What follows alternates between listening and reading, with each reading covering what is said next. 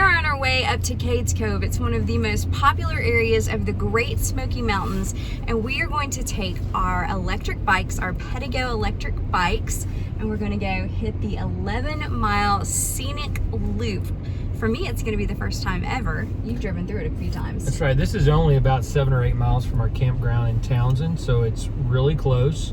This is a kind of a one-way loop all the way around the park. You can take your bike. You got to kind of dodge the cars a little bit, but everything goes at a pretty slow pace, as you would expect. This is kind of a historical preserve, wildlife.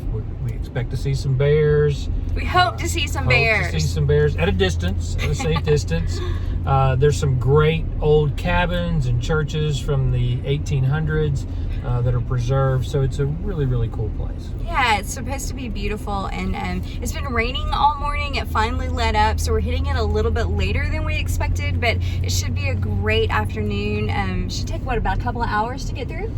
It should, depends on the traffic. All right, let's do this. Come on. The Pedegos are all charged up and ready to go. My bike is the 26-inch Interceptor, and Marty rides the popular Pedego Ridge Runner. Ready to go? Let's do this. We fell right in line with the cars, just in front of some of our camping friends doing the loop by car. It didn't take long to see some beautiful scenery. And that's why they call them the Great Smoky Mountains. It's so beautiful. So there's our first animals on the bike ride, all of these beautiful horses. So one of the most important things to know about this bike ride is that there's always a lot of traffic. It's one lane, it's a loop all the way through, and so we are just having to blend into the cars and just kind of go in a single file line through the entire loop. But there's good news. On Wednesdays, there's no motor vehicles allowed, so you bring your bike and you're the only ones on the path. So the whole day, not just like a limited all day time? on Wednesday. Oh, that's pretty cool.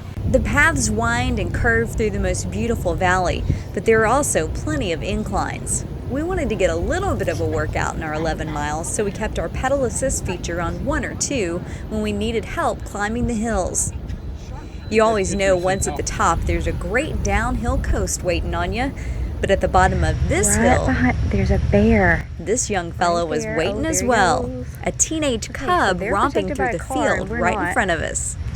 Oh my gosh. He's right across the road. He ain't afraid, is he? No, but I am. Where'd he go? There you go. Is he going across the street? Yeah, see? Yeah. I'm just glad he's going that direction, not toward us. He's a young one, isn't he? Pretty young. Look at that. So this is a cheat loop right here. You can take a left and cut off your bike ride by about 2 miles. Yeah, so if you don't want to do the whole thing. Just go right that way. The whole thing, All the way, baby. We saw lots of white-tailed deer who just seem accustomed to the onlookers, and about 6 miles in, we saw a lot of cars pulled off the road with some rangers who seemed to be on alert.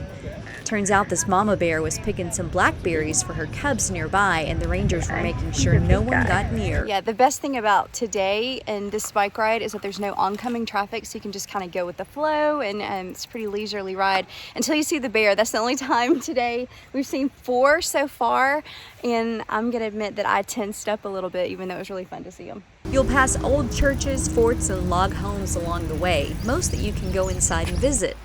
And the creeks and streams along the way are beautiful and provide the prettiest sound as you ride. We did the loop in less than 2 hours and are excited to return on a Wednesday when the preserve is open to cyclists only.